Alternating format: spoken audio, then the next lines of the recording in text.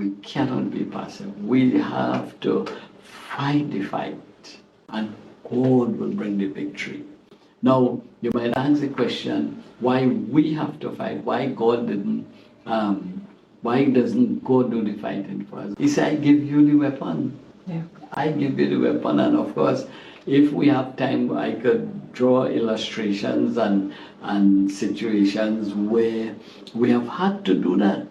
But we were waiting on God to work and nothing happened. And it wasn't until we got up and actually bind the wicked one, we got up and fasted and prayed and did what we were supposed to do. Then the victory came, because God has given us the weapon. He has put it in our hands. We in our warfare, and He wants us to win. Yes. Amen. Amen. So what's the consequence of not doing anything? The consequence of not doing anything is that we would lose out. Remember, we are privileged people. Yes. Right? God called us into so much of things. We are blessed. I mean, He has redeemed us and given us so much. He has given us back our lives. The book of Ephesians says, when we were dead in trespasses and sins, He gave us back our lives. But if we just do nothing, we could lose out. Yes. We could lose out big time what God has for us. So how is it any different with the mature Christian doing spiritual warfare? Same, so a mature Christian, let's say you are having a situation and you know it's a spiritual thing. Would you deal with it differently from the way a new convert will deal with it?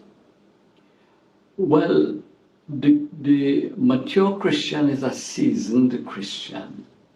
And after a period of time and experiences and observances and so on, would soon recognize this thing is not natural. What I'm going through here, somebody is behind this thing. Somebody without a body, like Ephesians say, is behind this thing. And I have to deal with this person. And when we come to realize, one, that it is really somebody that we're dealing with, and two, that we have the power, and besides that, we have the person inside of us, because remember, we are Jesus people. Yes. And Jesus, He said, all power is given unto me. So we have the person with all the power inside of us. Now we have to execute.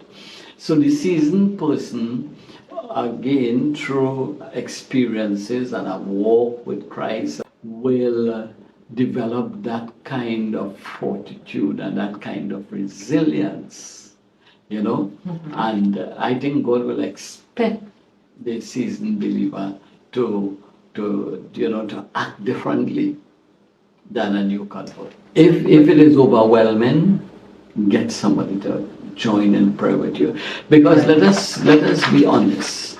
Not all of the times we are on top of the game. Okay. I mean, sometimes we are beaten down so badly by the pressures of life. Yeah. And the enemy knows when to rush in.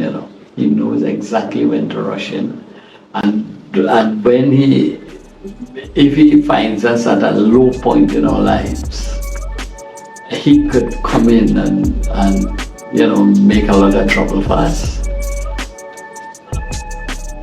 But a discerning and a mature believer say, hey, I'm not going to deal with this thing alone. Let me call for the pastor. Let me call for a prayer warrior. Let me call for somebody that is strong in the Lord to just agree with me. Okay. Because again, that is scriptural.